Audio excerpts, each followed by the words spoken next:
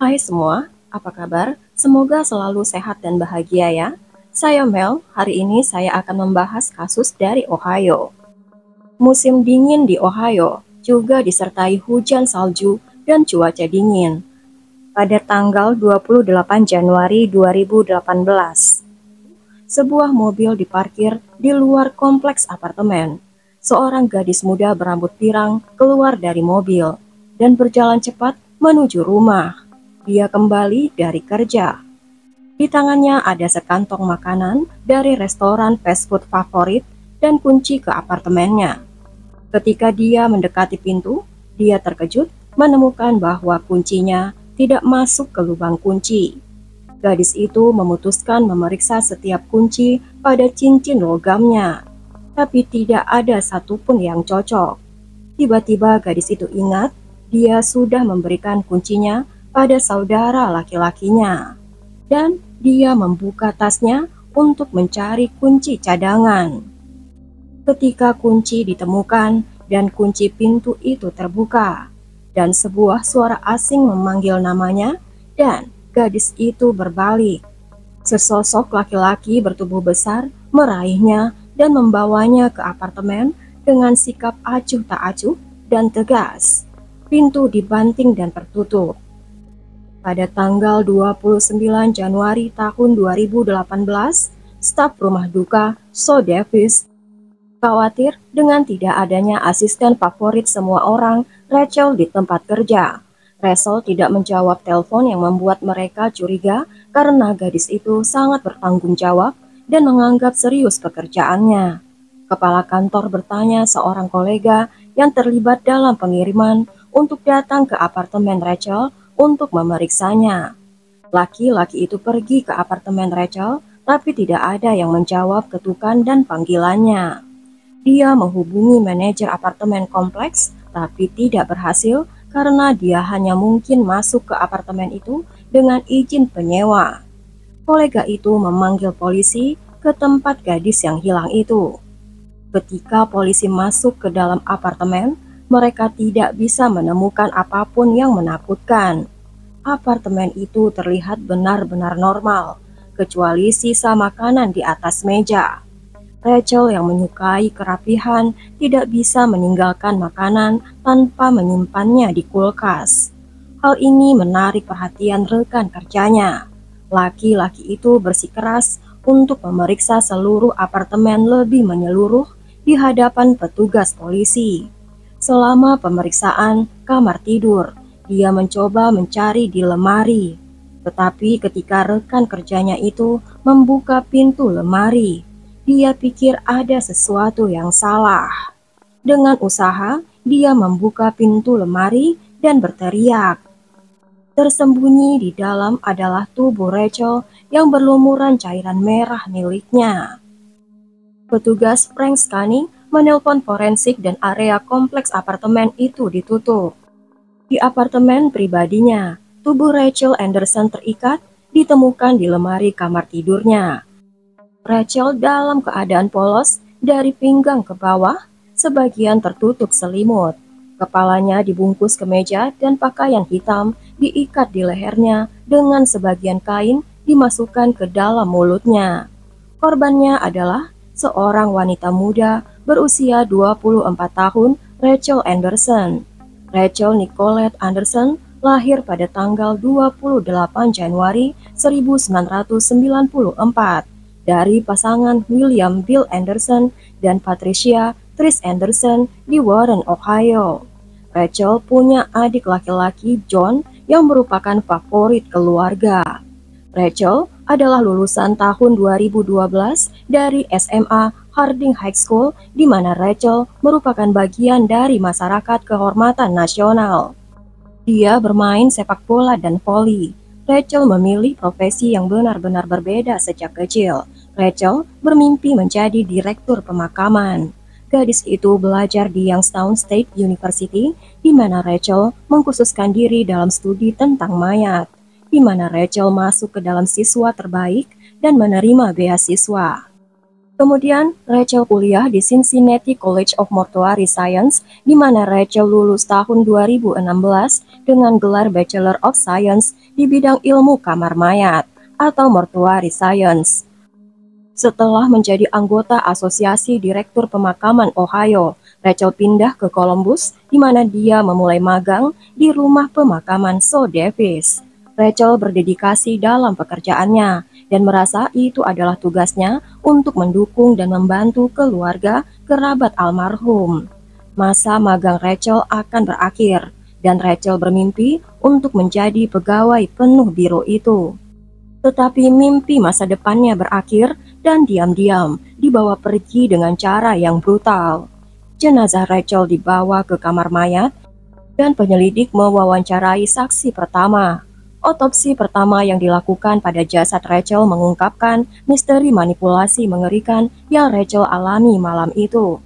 Gadis muda itu telah ditekan lehernya dan dilukai dengan sajam. Rachel menderita luka robek di kulit kepala dan patah di dasar tengkoraknya. Luka tusuk menembus bagian belakang lehernya dan menembus belahan kiri otaknya. Rachel dilukai dengan sajam dengan sangat kuat hingga sebagian tengkoraknya pecah. Otopsi juga mengungkapkan dia telah ditekan lehernya dengan listrik. Sebagai akibatnya, Rachel mengalami pendarahan otot bahu dan kelopak mata, serta pembuluh darah di matanya berisi darah. Bukti forensik menunjukkan bahwa memar dan tanda merah di pergelangan tangan dan kakinya menunjukkan Rachel masih hidup ketika pelaku mengikatnya. Sampel DNA yang ditemukan di tali di tubuh Rachel. Petugas koroner menemukan kematiannya disebabkan oleh luka tusuk di kepala dan leher, walaupun teori awal adalah pencekikan. Setelah polisi mewawancarai beberapa petugas di tempat kerja Rachel dan mantan pacarnya yang memiliki alibi, polisi terus melihat berbagai versi dari kematian Rachel tersebut. Detektif kembali menggeledah apartemen korban untuk menemukan bukti atau jejak si penyerang yang dapat mengungkap kasus. Di lantai ruang tamu, mereka menemukan tas Rachel yang dompetnya hilang. Pisau stick 9 inci untuk melukai Rachel ditemukan oleh ibunya 2 bulan setelah pembunuhan di dalam kotak di apartemen Rachel. Sehingga detektif mempunyai teori pertama, perampokan. Tetapi penyiksaan brutal gadis itu mengatakan bahwa pelakunya bukan hanya seorang perampok, tetapi seorang maniak yang menikmati kekuasaannya pada korban. Penyidik mempertimbangkan motif berbeda dan untuk sementara waktu tidak mempunyai tersangka. Dan cara kematian gadis itu tidak diungkapkan menjaga kerahasiaan penyelidikan. Setelah beberapa waktu, penyidik menerima sampel DNA yang ditemukan di beberapa bagian tubuh Rachel dan di TKP itu sendiri. Tetapi sayangnya, sampel yang diperoleh tidak dikenali oleh database layanan khusus. Video dari kamera pengintai jalan menunjukkan 2 orang yang menggunakan mobilnya untuk berkeliling kota setelah kematian Rachel. Pada saat itu, uang kas ditarik dari kartu debit dan kredit gadis itu. Data yang diperoleh dari layanan lokasi mengidentifikasi nomor telepon yang ada di apartemen Rachel Anderson dari pukul 7:59 malam ke 9:24 malam pada tanggal 28 Januari 2018. Dengan memeriksa bukti-bukti menjadi jelas di mana si penelpon berada pada waktu yang berbeda. Setelah mengidentifikasi akun dari nomor telepon ditemukan, penyidik dapat mengidentifikasi tersangka. Dia adalah Anthony Perdon, berusia 54 tahun. Dia seorang penjahat kekerasan dan pemerkosa. Sejarah kriminalnya sebelum pembunuhan Rachel Anderson termasuk beberapa pemerkosaan, serta perampokan, penculikan, dan pembunuhan. Dia menghabiskan total 33 tahun penjara karena kejahatannya. Maniak ini mengalami nasib buruk. Dia dibesarkan oleh kakek neneknya sebelum dia mulai tinggal dengan ibunya. Saat masih kecil, anak laki-laki tersebut didiagnosis dengan gangguan perilaku dan gangguan perilaku antisosial karena masalah sosial. Pada bulan Maret 1979, Anthony yang berusia 14 tahun dipenjara di Komisi Pemuda Ohio. Pada bulan Juli tahun itu, dia ditempatkan dalam tahanan pengadilan, dan untuk sementara, Anthony dipindahkan ke layanan anak Franklin County.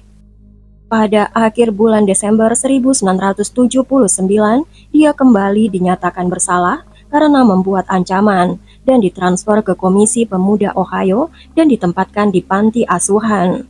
Pada tahun 1980, Anthony didakwa dengan pelecehan. Korbannya adalah anak laki-laki orang tua angkatnya. Anthony yang berusia 15 tahun itu ketika melakukan kejahatan sedang mengasuh anak, sementara ibu angkatnya pergi ke toko untuk berbelanja. Anthony mengatakan kepada polisi, dia melakukan kejahatan karena dia kesal setelah bertengkar dengan pacarnya. Anthony dihukum dengan kejahatan tersebut saat masih remaja. Pada tanggal 13 November 1981, Anthony yang berusia 16 tahun diizinkan memasuki rumah pacarnya, seorang ibu berusia 39 tahun, untuk menggunakan telepon. Anthony menggunakan pisau daging untuk mengambil keuntungan pada wanita itu dan mencuri $100 dari dompetnya. Kemudian Anthony mengikat tangan dan kakinya, disumpal, dan memasukkannya ke dalam bagasi mobil Anthony. Dia mengemudi ke Valleydale. Anthony melepaskan ikatan kaki wanita itu dan melemparkannya ke sungai di belakang Valleydale Ballroom. Ketika pelaku melihat korbannya yang berpakaian sebagian dapat tetap bertahan, Anthony menunggunya di sungai dan membenamkan kepalanya di sungai. Serem banget nih orang, guys. Wanita tersebut selamat setelah campur tangan orang yang lewat secara kebetulan yang menakutkan Anthony hingga melarikan diri. Anak laki-laki itu melarikan diri sebelum polisi datang dan dia menggunakan uang yang dia curi dari korban untuk membeli sepatu tenis dan seragam jogging. Pada bulan Mei 1982, pada usia 17 tahun, Anthony dihukum atas kejahatan lain di Franklin. Dia dijatuhi hukuman penjara mulai dari 5 hingga 25 tahun penjara. Sementara di penjara, dia melakukan pelanggaran disipliner, termasuk kepemilikan senjata, pembakaran kasur, dan berkelahi. Anthony akhirnya menghabiskan lebih dari 24 tahun di penjara atas kejahatannya dan dibebaskan pada bulan November 2006. Setelah bebas, Anthony pindah ke Georgia dan melamar pekerjaan dengan nama samaran. Tapi pada tahun 2007, dia didakwa dengan pemalsuan dan kembali dihukum di Floyd County, di mana dia menghabiskan 9 tahun di penjara. Anthony juga diberi masa percobaan 20 tahun dan diharuskan memakai pelacak GPS di pergelangan kakinya. Pada tahun 2017, Anthony keluar dari penjara. Dia kembali ke Ohio pada bulan Juni tahun itu berdasarkan perjanjian antar negara bagian antara Ohio dan Georgia. Dia diawasi oleh The Adult Parole Authority atau Otoritas Pembebasan Bersyarat Dewasa untuk penjahat dalam kasus pembebasan bersyarat, guys, dan harus melapor ke Departemen Sheriff setiap 90 hari. Otoritas Pembebasan Bersyarat Ohio tidak memberinya monitor atau pengawasan seperti yang diminta oleh hakim karena lamanya pengawasan dan biaya. Karena penghematan anggaran dan kelalaian yang ceroboh dari otoritas negara, kriminal maniak ini berjalan bebas lagi. Pada tanggal 21 Agustus 2017, Anthony ditangkap bersama gadis baik-baik di mobilnya. Dan 6 hari kemudian, dia tertangkap mengemudi tanpa surat izin mengemudi. Selama pemberhentian ini, dia ditemukan memiliki pisau dapur dan senapan. Tapi karena kebetulan atau karena kelalaian polisi, Anthony tidak ditangkap. Petualangannya berlanjut ketika satu rekaman CCTV menunjukkan mobil Rachel berhenti di luar sebuah toko. Seorang laki-laki keluar dari mobil di sisi penumpang menuju ke toko itu. Si pengemudi tidak terlihat dalam rekaman. Tetapi setelah polisi mengunjungi toko itu, Si pengemudi tidak terlihat dalam rekaman, tetapi setelah polisi mengunjungi toko itu dan mewawancarai karyawan, polisi berhasil memperoleh identitas laki-laki itu. Dia ternyata adalah gelandangan lokal Anthony Slits. Beberapa hari kemudian, Anthony Slits diinterogasi di kantor polisi. Dia mengatakan dia didekati oleh seorang pria dewasa yang lewat dan ditawari untuk menguangkan kartu mantan pacarnya. Anthony Slits setuju, dan dia menjadi salah satu kaki tangan dalam kasus Rachel Anderson. Anthony Slits mengkonfirmasikan identitas Anthony Pardon dan menguraikan seluruh rute yang mereka lalui pada malam tanggal 28 Januari 2018 dalam upaya menguangkan kartu Rachel yang dicuri. Masalah tersebut masih harus diselesaikan, yaitu temukan dan tangkap Anthony Pardon. Pada tanggal 9 Februari 2018, polisi melakukan pengintaian di rumah saudara perempuan Anthony Pardon, mengakibatkan Anthony ditangkap. Pelanggar berusia 54 tahun itu didakwa dengan 9 dakwaan, termasuk pelanggaran berat, penculikan, pemerkosaan, dan pembunuhan berat. Pada tanggal 4 Februari 2020, persidangan yang berlarut-larut dimulai. 4 saksi bersaksi di hari pertama, termasuk rekan kerja Rachel, Jonathan Kennedy, yang menemukan jasad Rachel. Jonathan dan manajer kompleks apartemen yang bersaksi. Petugas polisi Frank Scani yang berada di mobilnya di luar apartemen ketika Jonathan menemukan jasad Rachel dan melihat rekaman kamera pengawas. Pada tanggal 6 Februari 2020, Anthony mengeluh mengatakan dia tidak puas dengan pengacaranya dan mau pengacara baru. Anthony sengaja mengulur waktu. Pada tanggal 10 Februari 2020, jaksa mendatangkan ahli cetak laten dan saksi lainnya untuk menjelaskan bagaimana teknologi digunakan untuk mengidentifikasi di mana kartu debit Rachel digunakan. Saudara perempuan tersangka juga bersaksi bahwa Anthony memberinya kartu debit Rachel dan memberitahu bahwa itu adalah kartu pacarnya. Kemudian dari laporan berita TV, saudara perempuan Anthony tahu kartu debit itu milik korban kejahatan. Pemeriksa medis bersaksi DNA Anthony ditemukan di TKP, sementara ahli patologi forensik dan wakil koroner dari kantor Franklin County bersaksi tentang luka-luka Rachel. Di ruang sidang, gambar menit demi menit hari terakhir kehidupan Rachel direkonstruksi. Pada tanggal 26 dan 27 Januari 2018, Rachel merayakan ulang tahunnya yang ke-24 tahun. Pada tanggal 26, saudara laki-lakinya John melakukan perjalanan dari Warren ke Columbus untuk mengunjungi Rachel. Keesokan harinya, dia melakukan perjalanan bersama saudara laki-lakinya ke rumah teman dan koleganya, Jonathan Kennedy. Di sana teman-temannya mengadakan pesta untuk merayakan ulang tahun Rachel. Setelah malam, Rachel dan saudara laki-lakinya John bermalam di rumah teman-temannya. Keesokan harinya gadis itu berangkat kerja. Rachel meninggalkan kunci apartemennya kepada saudara laki-lakinya John. Pada tanggal 28 Februari 2018, John kembali ke kampung halamannya dan tidak sengaja membawa kunci apartemen Rachel bersamanya. Sekitar jam 1 siang, Rachel mengirim pesan teks kepada Jonathan Kennedy yang memiliki kunci rumahnya. Rachel mengatakan akan datang ke rumah Jonathan untuk mengambil kuncinya. Rachel berbicara dengan ibunya jam 6:30 malam. Dan kemudian pergi mengambil kunci di rumah Jonathan.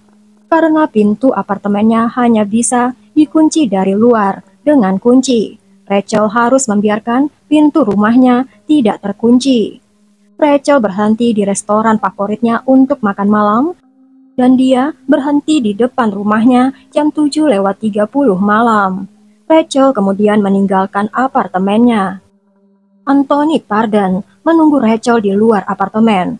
Anthony menculik Rachel dengan membawanya dari lantai bawah ke lantai atas. Anthony menahan Rachel dengan kuat dan mengikat kakinya dengan tali pengering rambut, dan mengikat tangannya dengan ikat pinggang dan tali tirai. Ketika korban tidak bisa bergerak, Anthony melilitkan tali pengering rambut di antara pergelangan tangannya dan menyumpalnya. Anthony memaksa Rachel untuk memberinya nomor PIN kartunya. Dia menyiksanya dan mengambil keuntungan dari Rachel. Anthony kemudian menekan leher gadis itu dengan darah dingin dengan tali dari selimut listrik. Selain ditekan lehernya, si pelaku juga menimbulkan trauma benda tumpul dan luka tajam di kepalanya. Dan Anthony menyembunyikan jasad Rachel di dalam lemari. Anthony meninggalkannya polos dari pinggang ke bawah dan dengan kabel listrik, mengikat lehernya ke gagang pintu. Tak terbayangkan bagaimana menderitanya Rachel selama penyiksaan itu. Semua penyiksaan yang kejam dia alami di akhir hidupnya. Pelaku mencuri mobil Rachel menggunakan semua kartu Rachel di beberapa toko di Columbus. Pengacara tidak memanggil satupun saksi. Sidang terakhir dilakukan tanggal 12 Februari 2020. Asisten jaksa Amy Van Callen mengatakan kepada juri, tersangka telah membunuh Rachel Anderson dengan darah dingin. Pengacara mengatakan Anthony sudah menggunakan kartu korban, tapi Anthony tidak bertanggung jawab atas kejahatan itu. Pengacara berargumen bahwa kasus itu berdasarkan spekulasi dan bukti DNA dan ponsel, tidak membuktikan keterlibatan Anthony Pardon. Penuntut meminta hukuman mati karena terdakwa membunuh korban dalam perampokan berat. Karena Anthony pernah dihukum sebelumnya atas percobaan pembunuhan serupa pembunuhan seorang wanita. Jaksa meminta hukuman mati karena sejarah kriminal Anthony. Jaksa mengatakan ada beberapa orang yang tidak bisa berperilaku sesuai hukum, dan Anthony Pardon adalah salah satu di antaranya. Pengacara berusaha menguraikan masalah masa kecil Anthony yang bermasalah di pengadilan dan juri, tapi itu tidak berhasil. Pada tanggal 19 Februari 2020, Anthony memberi pernyataan tanpa naskah selama 13 menit, membahas masa kecilnya yang penuh kekerasan dan masalah Anthony setelah meninggalkan penjara yang mengalami kesulitan dan ketidakberdayaan. Dia mengatakan tidak ada yang menolongnya. Anthony menyalahkan sistem peradilan atas siapa dirinya hari ini. Dia tidak berbicara langsung tentang kejahatan itu atau meminta maaf. Pada tanggal 20 Februari 2020, juri merekomendasikan hukuman mati dan direkomendasikan seumur hidup penjara tanpa pembebasan bersyarat. Pembacaan hukuman dilakukan tanggal 16 Maret 2020.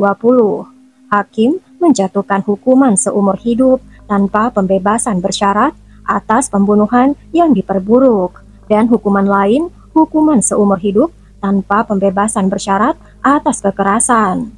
Anthony Pardon juga dihukum dengan hukuman tambahan 63 tahun penjara untuk perampokan yang diperparah, penculikan, dan perampokan yang diperparah serta berbagai pelanggaran kekerasan. Hukuman harus dijalani secara berurutan. Nasib buruk itu adalah hari ulang tahun ke-24 tahun untuk Rachel. Masa magang Rachel akan berakhir dan dia akan ditawari pekerjaan yang menjanjikan.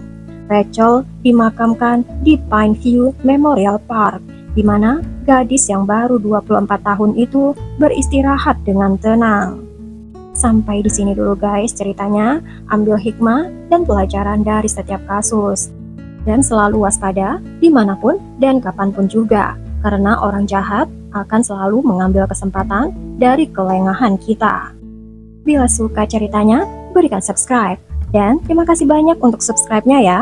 Berikan juga like, tekan notifikasinya untuk cerita yang lain.